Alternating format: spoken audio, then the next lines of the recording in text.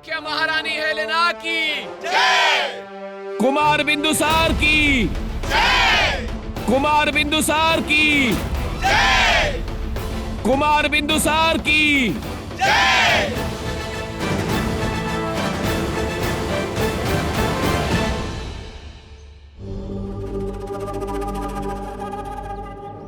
आज का दिन हमारे लिए बहुत बड़ा होने वाला है माँ।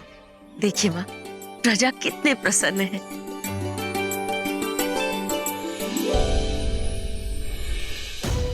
आज की घोषणा मगध का भविष्य बदल देगी, इसलिए मैं बुलाना चाहती हूँ आप सभी के सम्राट मगध नरेश चंद्रगुप्त मौर्य को। महाराज चंद्रगुप्त मौर्य की जय। महाराज चंद्रगुप्त मौर्य की जय।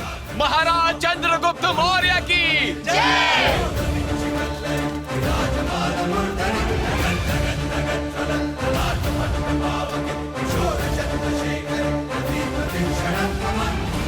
जैसा कि आप सभी जानते हैं कि आज तक मगध में चक्रवर्ती महाराज चंद्रगुप्त मौर्य का शासन रहा है और आप सभी ने उन्हें बहुत प्रेम और सम्मान भी दिया। मौर्य साम्राज्य की इसी प्रथा को आगे लेकर जाते हुए आज आप सभी के समक्ष हम पेश करते हैं वो इंसान जो मगध का भावी नरेश होगा। इसलिए स्वागत कीजिए मगध के युवराज बिंदुसार। महाराज चंद्रगुप्त मौर्य के शासन के बाद युवराज मगध के नए महाराज होंगे। युवराज बिंदुसार की जय। युवराज बिंदुसार की जय। युवराज बिंदुसार की जय।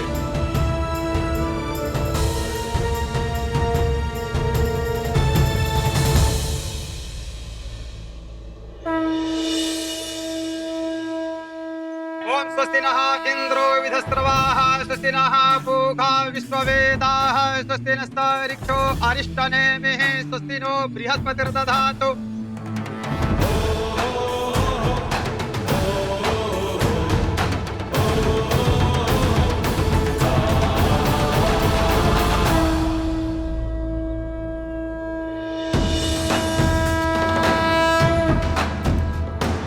नमन्ति मुनयो देवा नमन्त्यप्सरसाङ्गणा नरा नमन्ति देवेश नकाराय नमो नमः।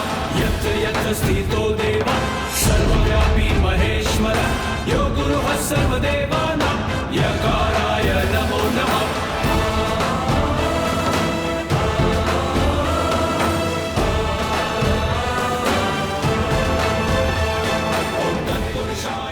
युवराज बिंदुसार की जय।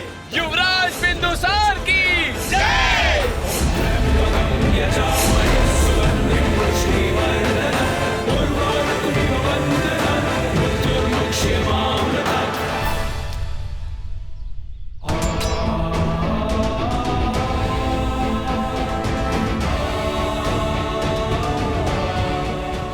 बिंदुसार, आज का दिन महल में हर एक के लिए बहुत खास है क्योंकि हमें हमारा भावी नरेश मिला है। मुझे लगता है कि तुम्हें पूरी प्रजा को संबोधित करना चाहिए।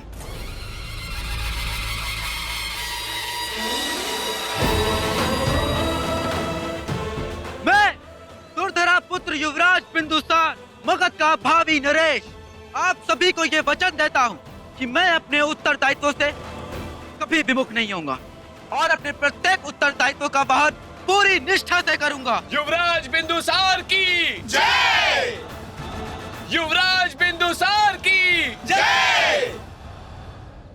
बेटा, आपने सबका आशीर्वाद ले लिया है। अब मैं चाहूंगा कि आप अपनी वास्तविक माँ का भी आशीर्वाद ले लें। मेरी माता? किंतु वो तो जीवित नहीं है पिताश्री।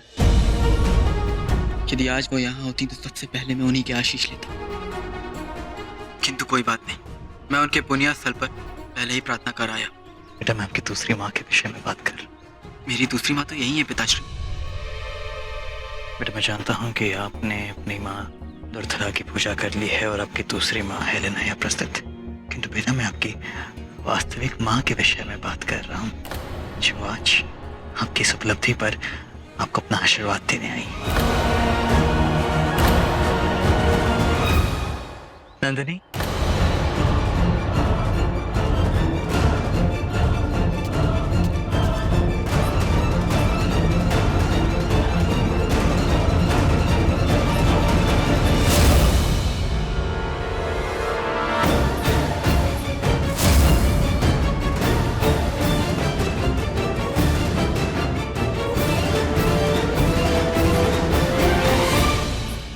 आइए अपने पुत्र बिंदुसार को आशीर्वाद दीजिए।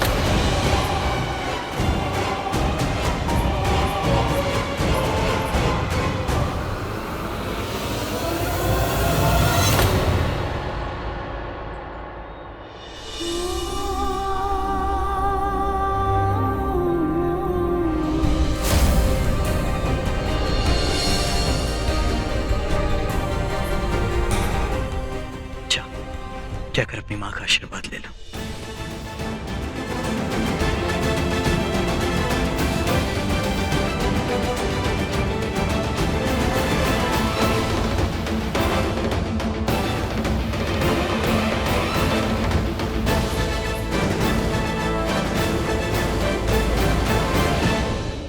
पिताश्री, यदि ये जीवित है तो इस तरह उनके आशीर्वाद लेने की क्या आवश्यकता है? इनका आशीर्वाद सदैव ही था मेरे साथ।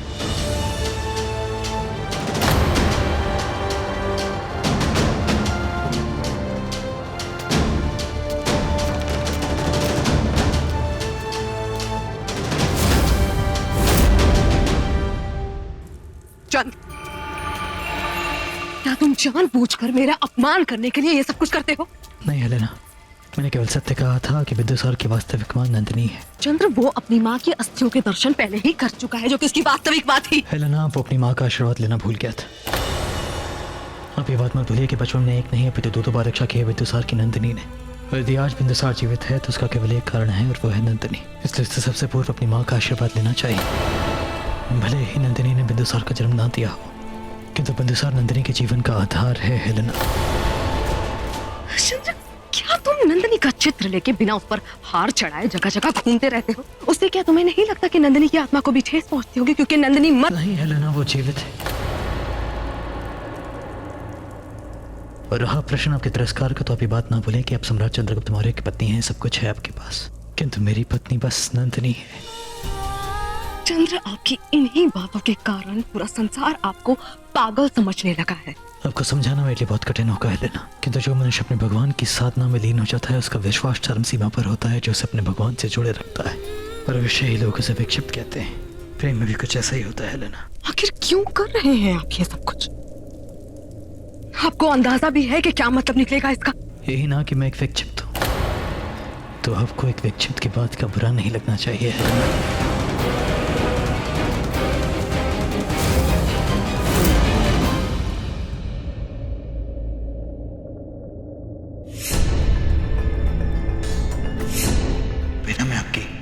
वास्तविक माँ के विषय में बात कर रहा हूँ, जो आज आपकी इस उपलब्धि पर आपको अपना आशीर्वाद देने आई है। नंदिनी, अब मैं चाहूंगा कि आप अपनी वास्तविक माँ का भी आशीर्वाद ले लें। बिंदुसार, देख लिया तुमने? फिर से वही दर्द। फिर से तुम्हारे पिता ने उस नंदिनी के चित्र के साथ भरी सभा में मेरा तिरस्कार किया। हमेशा की तरह वो नंदिनी एक बार फिर पिता और पुत्र के बीच आ गई, रिश्तों के बीच कड़वाहट भरने के लिए। मुझे अपनी सौतन नंदिनी से बहुत डर लगता है। वो मेरे प्राण लेना चाहती है।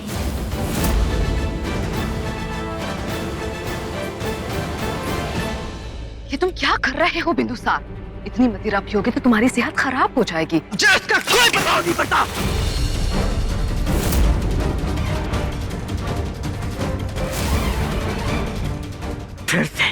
फिर से पिताश्री ने उस स्त्री का नाम मेरे समक्ष लिया। उस स्त्री ने मेरा बचपन मुझसे छीन लिया, मेरी माँ का आंचल मुझसे छीन लिया। ये जानने के बावजूद कि वो स्त्री कितनी हृदयी है, वो जीवित नहीं है, किंतु मेरा जीवन उसने बर्बाद कर रखा है। और इसलिए अब मैं उसे कदापि क्षमा नहीं करूंगा, भले ही आज वो जीवित नहीं।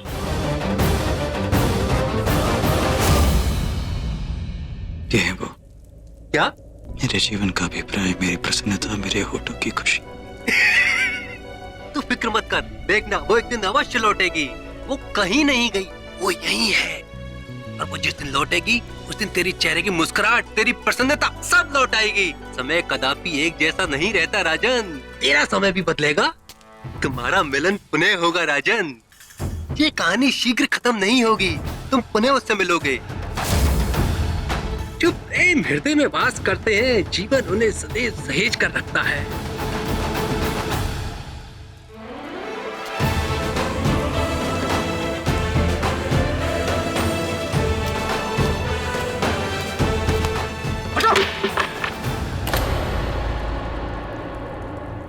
पिताश्री, आप ठीक तो है ना?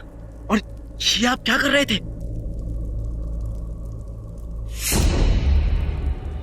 सैनिकों, कौन है ये व्यक्ति? इसे महल में किसने प्रवेश करने दिया? बेटा, इन्हें यहाँ मैं लाया।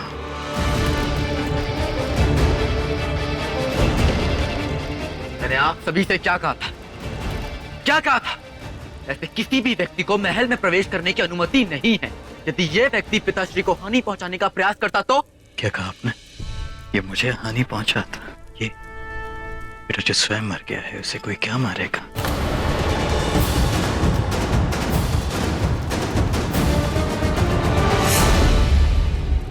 ये क्या किया आपने बिंदुसार? मुझे क्षमा कर दीजिए पिताजी, ये मैंने उद्देश्यपूर्वक नहीं किया। कोई बात नहीं पुत्र, अभी मेरे पास ही रहेंगे। मुझे आज्ञा दीजिए पिताजी।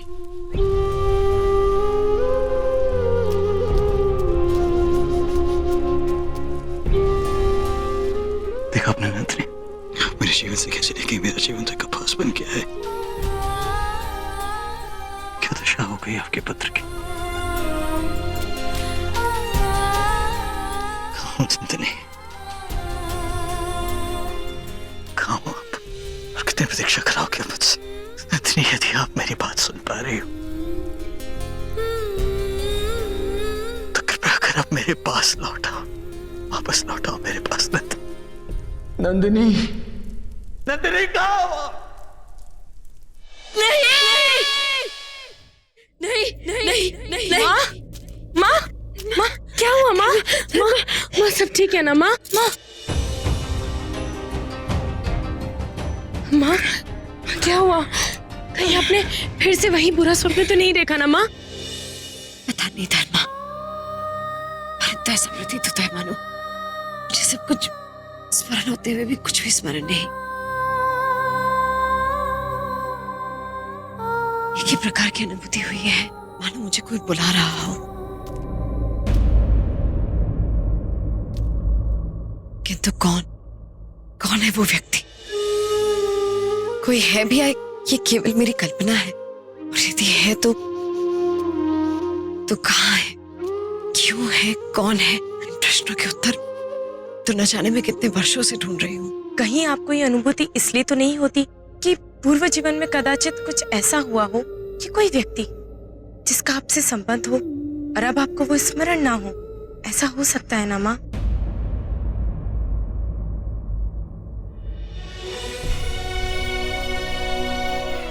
पता नहीं धर्मा, परंतु ऐसा लगता है जैसे ये हवा का झोंका मुझे किसी की ओर खींच के ले जा रहा हो, और ये चंद्रमा किसी का प्रकाश मुझ तक पहुंचाने का प्रयास कर रहा है।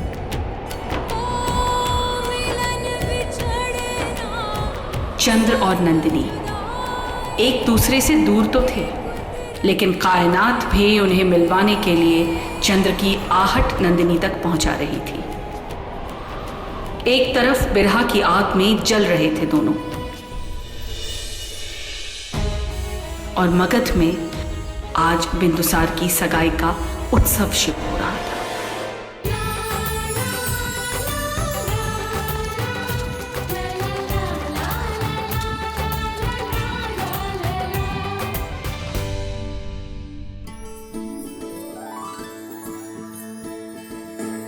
कहाँ है दृष्टि आपकी? और किस पर? हमारे होने वाले दूल्हे पर। किंतु उनका तो ध्यान ही कहीं पे और है। तो क्या हुआ, विवाह तो मुझसे ही होगा ना। आखिर बचपन से प्रेम जो करती हूँ उन्हें। कितना अद्भुत है ना ये सब, और विचित्र सा भी। बचपन का प्रेम अब विवाह की बेड़ी चढ़ेगा।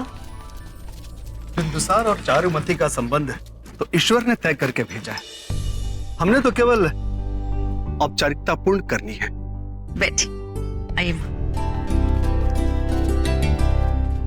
दासी, जाकर महाराज को बुला लाओ। मैं तुमसे क्रोधित हूँ। भला क्यों? क्योंकि जब मैं आई तुमने मेरी ओर एक बार भी नहीं देखा। तो ये बात है। ये लो, देख लिया। और देखो, अब तुम्हें मुझसे अकारण क्रोधित हो। अब ये सब छोड़ो, आखिर कब तक अपने मित्र से क्रोधित रहोगी? तब तक जब तक तुम मुझे मनाने नहीं देते। अच्छा,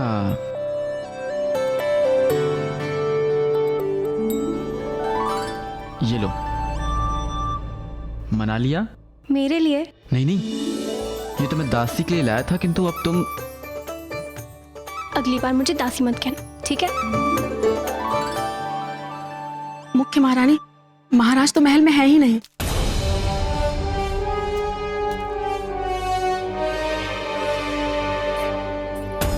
देखिए ना, मैंने चंद्र से पहले ही कहा था कि आज के दिन कम से कम वो यहाँ मौजूद रहे, परंतु वो तो इस महल में ही नहीं है। निश्चिंत रहो हेलेना, मैं स्थिति को संभालने का प्रयास करती हूँ। तुम जाओ, जाके बैठो। जी। अब राजपुरोहित जी, महाराज किसी राजकीय कार्य से बाहर गए हैं। उनके लौटने तक आप सगाई का मुहूर्त निकाल दीजिए। जी राजमाता जी, अगले माह की शुक्ल पक्ष की तृतीया के दिन शुभ और श्रेष्ठ मुहूर्त रहेगा।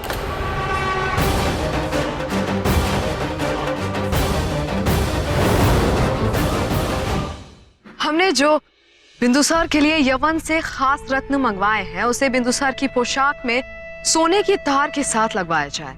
और याद रहे, गलती बिल्कुल नहीं होनी चाहिए, क्योंकि उसकी माफी नहीं होगी, क्योंकि हमारे बिंदुसार मगध के भावी राजा होने वाले हैं। आखिरकार मेरे पुत्र की जिंदगी का इतना बड़ा दिवस है। उसकी सगाई दुनिया की सबसे खूबसूरत राजकुमारी से होने वाली है, जिसका नाम है चारुमती। किंतु माँ, चारुमती क्यों? एकांत।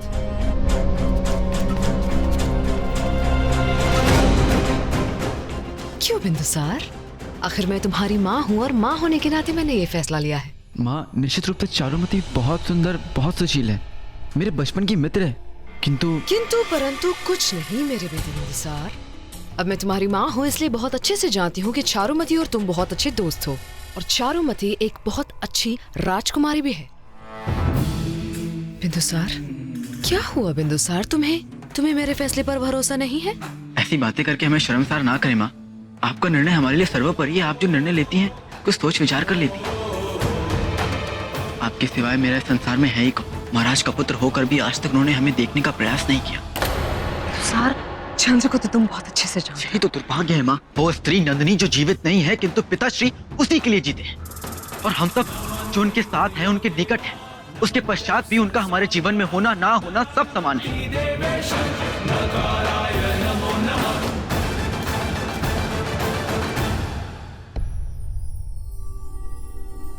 वैद्य जी, आपको अकारण ये कष्ट उठाना पड़ा, ये धर्मा भी ना।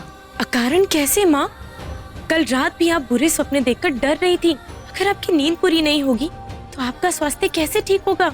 इन्हें अपने पूर्व जीवन के विषय में कुछ भी स्मरण नहीं है। समस्या का कारण है इनका वो मानसिक आघात जिसका प्रभाव अभी तक है। इन्हें अपने परिवार के बारे में कुछ भी याद नहीं, पर ये जब भी याद करने की कोशिश करती है, इन्हें ये दौरे पड़ते हैं, और ये बुरे स्वप्न भी उसी का परिणाम है। ये विशेष जड़ी बूटी है, इसे जल में मिश्रित करके दे दीजिए, इन्हें नींद आ जाएगी।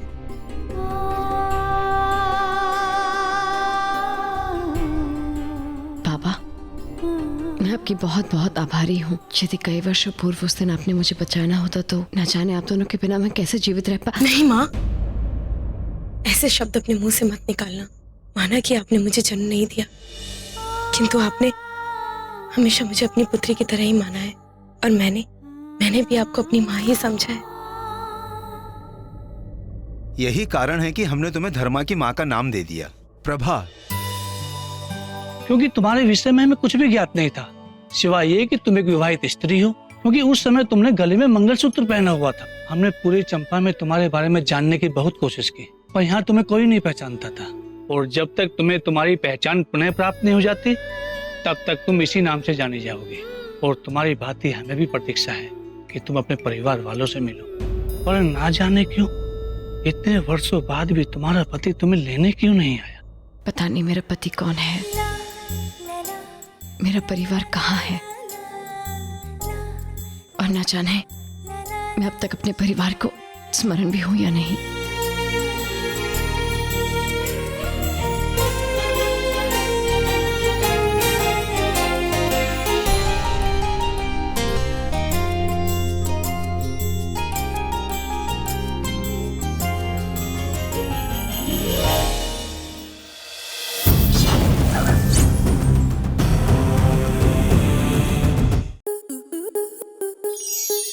स्टार प्लस के ऐसे ही और बेहतरीन लम्हे देखने के लिए सब्सक्राइब करें हमारे YouTube चैनल को।